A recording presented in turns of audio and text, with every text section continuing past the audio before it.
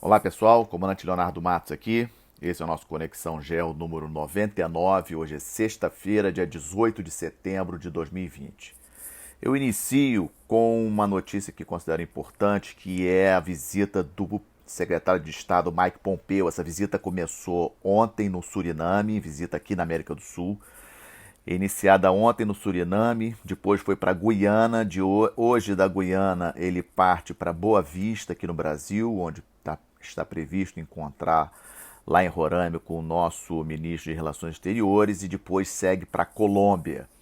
Sem sombra de dúvida, as visitas Suriname e Guiana, em função dos novos presidentes que tomaram posse recentemente nos dois países, são os países mais pobres da América do Sul, mas chama a atenção da questão do petróleo offshore, né, no mar da Guiana, com participação de empresas americanas, e que indica aí a possibilidade da Guiana, nos próximos 10 anos, poder vir a se tornar o maior PIB per capita da América do Sul. Esse é um dado importante, relevante. A visita do Mike Pompeo a Georgetown não é à toa.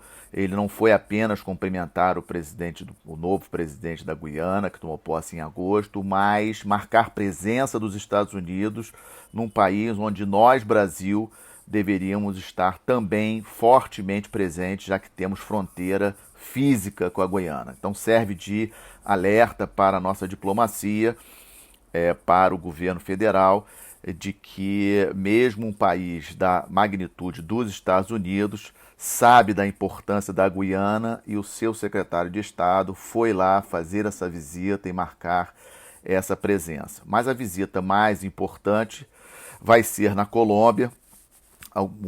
A gente já comentou aqui no Conexão sobre a possibilidade de aumento de presença de tropas americanas na Colômbia para, entre aspas, auxiliar os militares colombianos em técnicas de combate e coisas do tipo, mas sempre há preocupação com o grande problema regional, que é a Venezuela. Venezuela, que recebeu essa semana mais uma carga de combustível do Irã. Lembrando que o sistema de refino na Venezuela está totalmente degradado, fruto da incompetência dos governos do presidente Maduro e do Chávez em termos de gestão pública.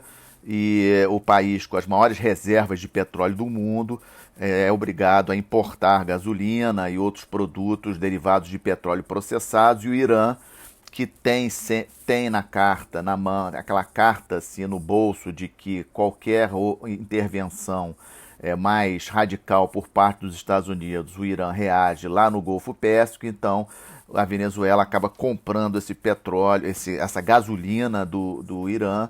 Mas a situação no país muito séria, né? Eleições parlamentares agora em dezembro, envolto aí de muita polêmica sobre a legitimidade do processo eleitoral em dezembro. Então a visita do Mike Pompeo a esses países aqui da América do Sul, especialmente na Colômbia, nos chama bastante atenção, e vamos acompanhar também, mas é o grande destaque que trago para vocês aqui do nosso Conexão. Em relação à pandemia, a Índia segue com números impressionantes, né? Média de 85, 90 mil casos por dia. Na verdade, eu já tenho falado de Índia, acho que desde março, abril, aqui no Conexão, a segunda maior população do planeta, muito difícil de controlar.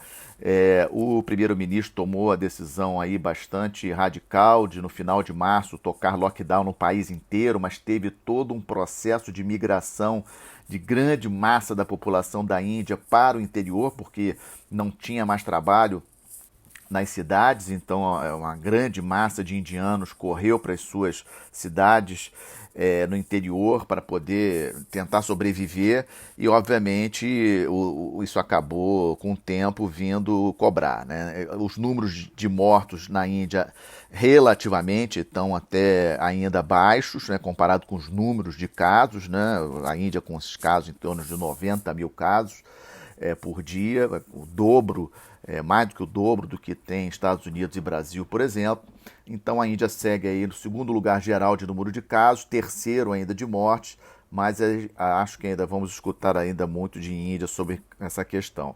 De resto, apenas os péssimos números aí dos países das Américas, né? Lembrando aí que Brasil, terceiro em número de casos, o Peru, depois o Peru está em quinto, Colômbia em sexto, México em sétimo, Argentina em décimo, ou seja, os países aqui do continente americano em situação muito ruim, lembrando que os Estados Unidos é o primeiro, e mesmo também na relação mortos-população, que é uma relação que eu acho que é importante, o Peru está em primeiro, e entre os 10 tem Peru, Bolívia, Brasil, Chile, Equador, ou seja, muito ruim o impacto da pandemia aqui no continente americano. Segue a corrida aí geopolítica pela vacina, né? Eu já chamo de corrida geopolítica, porque tem vários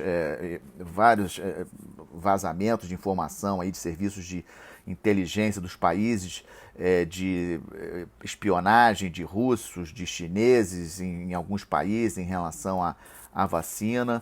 Ou seja, infelizmente o mundo em 2020 eu acho que vem a comprovar aquilo que eu já tenho falado também aqui em alguns podcasts, em algumas palestras que faço. Existem sim algumas questões que são globais. Meio ambiente, questões de saúde, questões migratórias, questão dos crimes transnacionais são questões globais. Não dá para cada um cuidar do seu quintal.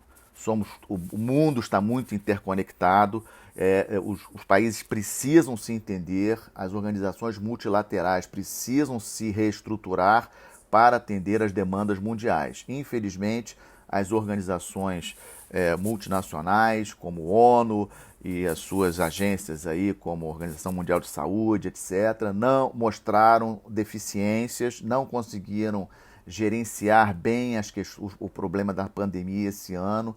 2020, para mim, é marcado como um ano muito triste em termos do multilateralismo, principalmente nas questões que são para serem discutidas em termos globais, e a questão da pandemia é uma delas, muito triste. Em relação a disputas hegemônicas, chamo a atenção de vocês mais uma vez para a situação lá em Taiwan. Ontem, uma visita chegou lá em Taiwan, o subsecretário de Estado dos Estados Unidos, para um evento que vai acontecer nesse sábado em Taiwan, em homenagem a um ex-presidente taiwanês que faleceu. E, obviamente, a China reagiu fortemente hoje de manhã lá na China, ontem à noite aqui no Brasil. O porta-voz do Ministério da Defesa chinês anunciou exercícios militares no Estreito de Taiwan para hoje, para sexta-feira. E, obviamente, a situação permanece tensa naquela região.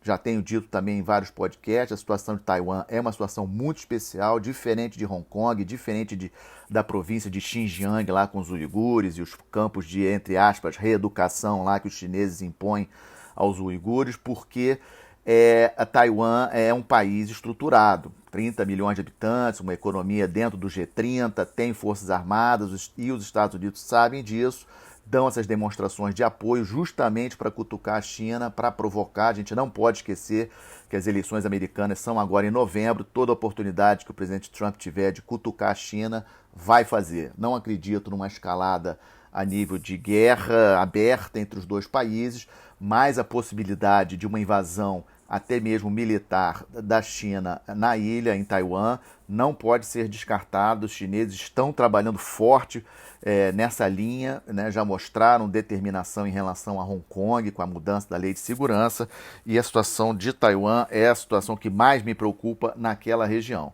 Também no quadro de disputas hegemônicas, esse terceiro quadro, bom sempre lembrar uma das situações mais tensas que estamos vivendo lá na Europa, a situação da Bielorrússia, muitos protestos, prossegue os protestos na Bielorrússia. Bielorrússia, um estado amigo da Rússia. O presidente Lukashenko visitou o Putin na segunda-feira dessa semana e conseguiu sair de lá com 1,5 bilhões de dólares no bolso de empréstimo do russo, para tentar aí segurar a situação no país, mas situação tensa, depende muito dos próximos passos da União Europeia. Né? Percebo, de uma certa forma, os Estados Unidos não muito empenhados nessa questão. Vamos lembrar daquelas relações especiais do Trump com o Putin, no sentido de que os Estados Unidos já vislumbrou que precisa cortar a aliança entre Rússia e China. Vamos lembrar que a Rússia é grande fornecedor de petróleo para a China, tem aí uma parceria aí forte nesses últimos anos. Os Estados Unidos precisam cortar essa aliança entre russos e chineses. Então, Trump, em todos os assuntos da Rússia, ele fala muito, mas em termos de ação, os Estados Unidos não têm demonstrado ações tão contundentes assim contra a Rússia, e essa questão da Bielorrússia é um dos exemplos. No quadro do Estamos de Olho, situação aí que continua preocupando, Turquia e Grécia no Mediterrâneo, aquelas disputas ali marítimas, são disputas importantíssimas, a Turquia sendo bastante assertiva com a presença de navios, com exercícios militares no mar, a Grécia também aproveitando aí o apoio da França, a Grécia também se agigantando e fazendo também exercícios, puxando o Chipre. Vamos lembrar que Chipre e Grécia fazem parte da União Europeia, mas a Turquia não faz parte da União Europeia. Só que Grécia e Turquia são da OTAN, são da Aliança Militar, França também. E a grande novidade desse quadro, e que nos preocupa, por isso que estamos aqui, estamos de olho bastante atentos a essa situação, é que na próxima semana, 24 e 25, terá uma reunião de alto nível da União Europeia para decidir especialmente a questão de possíveis sanções contra a Turquia. E eu acho que isso aí é uma linha vermelha bastante importante, a gente tem que acompanhar 24 e 25, semana que vem. E ontem, no Parlamento Europeu, tivemos aí a votação, um voto aí contrário, né, um voto de protesto contra a Turquia, um voto até bastante expressivo, 611 parlamentares no Parlamento Europeu votaram contra a postura turca no Mediterrâneo Oriental, a favor de Grécia e a favor de Chipre. Então vamos acompanhar. Também aqui no Estamos de Olho, vamos acompanhar o processo de impeachment do presidente do Peru hoje, né? O Congresso peruano vai se reunir hoje em Lima para tratar do assunto. A preocupação, logicamente, é a instabilidade no nosso entorno estratégico, né? Então, assim, o Peru, o país estava indo relativamente bem, mas sofreu muito com a pandemia, como nós mostramos aí no segundo quadro do nosso podcast, e agora tem essa questão aí de suspeitas aí de corrupção por parte do presidente Vizcarra, que na verdade estava sendo um grande, brigando muito com essa questão da corrupção, com os fujimoristas, etc. E vamos aguardar hoje essa votação no Congresso peruano. Mas eu acho que o Vizcarra prossegue. A outra novidade aqui no nosso entorno é a questão da Jeanine Áñez, a presidente interina da Bolívia, que abriu mão de sua candidatura para as eleições presidenciais de 18 de outubro na Bolívia. Esse é um dado importante, a Jeanine Áñez é a atual presidente interina e a direita boliviana está muito fragmentada, a esquerda relativamente unida em torno do candidato Arce, que é o candidato do Evo Morales, que já está com mais de 40% das intenções de voto. Isso é um dado importante. As eleições na Bolívia serão no dia 18 de outubro. Estamos de olho porque é parte do nosso entorno estratégico, então é um evento importante para nós. No quinto quadro, que é o quadro das boas notícias, a OCDE essa semana anunciou aí uma boa notícia, a previsão de uma recessão mundial um pouco menor.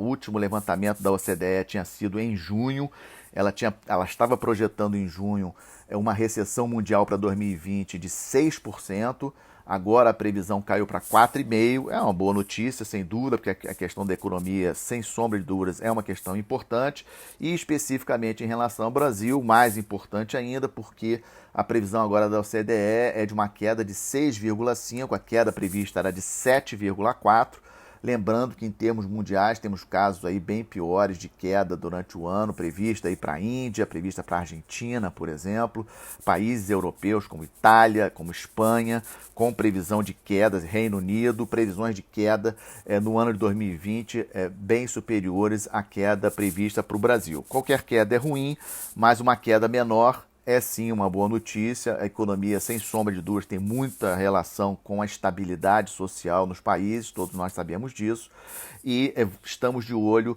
nos números finais de Estados Unidos e nos números finais de China, que das 20 maiores economias do G20, tudo indica que será a única economia do G20 a ter resultado positivo no ano de 2020. Talvez a Coreia do Sul possa surpreender também com resultado positivo, já que gerenciou bem a questão da pandemia, mas o destaque acabará sendo a China dentro dos países do G20 em termos de crescimento econômico pequeno, mas um crescimento econômico em 2020, o que é uma notícia excelente para os chineses perante esse ano catastrófico aí de 2020. Então esse foi o nosso Conexão número 99. Agradeço a audiência de todos. Próximo Conexão Gel número 100, na próxima sexta-feira, dia 25, em horário especial. Eu vou lançar o Conexão 100 na próxima sexta-feira, às 18 horas. Tenham todos um bom final de semana, uma boa semana e até a próxima sexta-feira então. Obrigado.